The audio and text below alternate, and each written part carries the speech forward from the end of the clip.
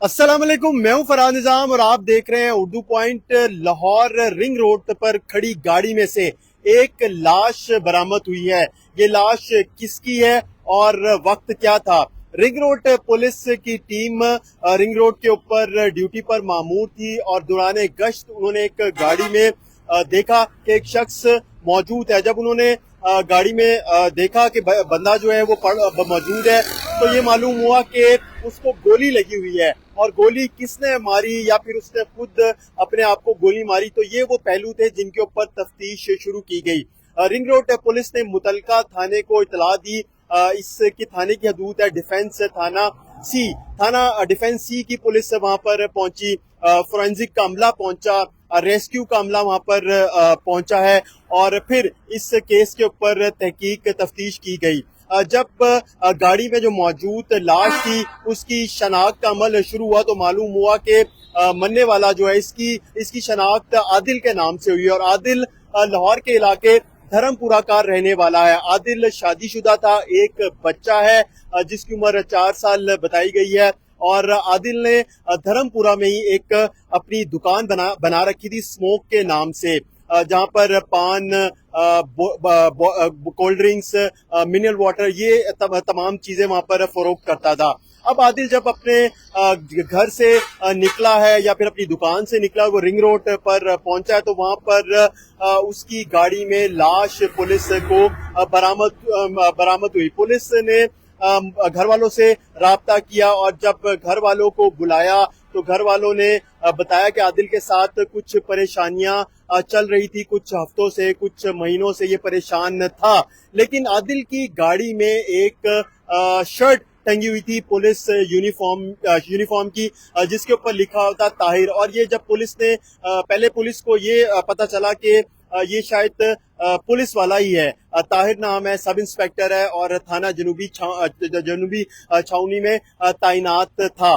तो पुलिस ने जब तहकीकात की, पता चला, जब ये मालूम हुआ कि मरने वाला जो है इसका नाम तो आदिल है और ये धर्मपुरे का रहने वाला है, लेकिन गाड़ी में पुलिस जो यूनिफॉर्म है वो टंगा हुआ था। फिर पुलिस ने ये मालूम किया कि ताहिर कौन है और फिर पता चला कि ताहिर जो है वो मरने वाले का बहुत करीबी दोस्त था।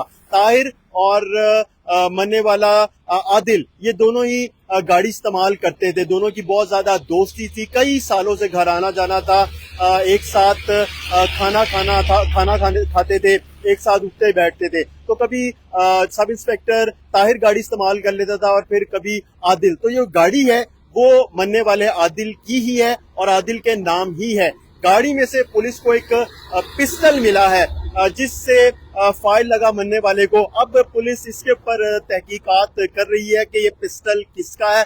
पिस्टल पुराना मालूम होता है, लेकिन ये अभी तक नहीं पता चल सका ये क्या आदिल ही का था या आदिल किसी से लेके आया था या फिर आदिल के साथ कोई और भी मौजूद था गाड़ी में। इस चीज के ऊपर भी तफ्तीश की जा रही है कि आदिल को किसी ने गोली तो नहीं मारी और वहां से वो उतर गया हो और दूसरी किसी गाड़ी में बैठ के वहां से चला गया हो, या फिर आदिल के साथ ही आया और कहीं जिस तरह रिंग रोड है तो रिंग रोड पे ही पैदल कहीं किसी तरफ नीचे उतर गया हो। तो ये तमाम तर पहलू है जिसके ऊपर अभी पुलिस की तफ्तीश जारी है। लेकिन ये बात अभी तक सामने आई है, जो घर वालों ने बताया कि आदिल परेशान था। आदिल के हवाले से मुख्तलिफ थानों में दरखास्तें दी गई थी इसके एक दोस्त ने, और दोस्त जिसने दी थी वो भी बहुत पुराना दोस्त था और उसके साथ भी आदिल का बहुत मिलना जुलना था, घर आना जाना था। और ये बात सामने आई है कि लेन देन का तनाजा चल रहा था इस तरह से कि आदिल जो था वो अपने दोस्त के ऊपर बहुत ज्यादा एतमाद करता था।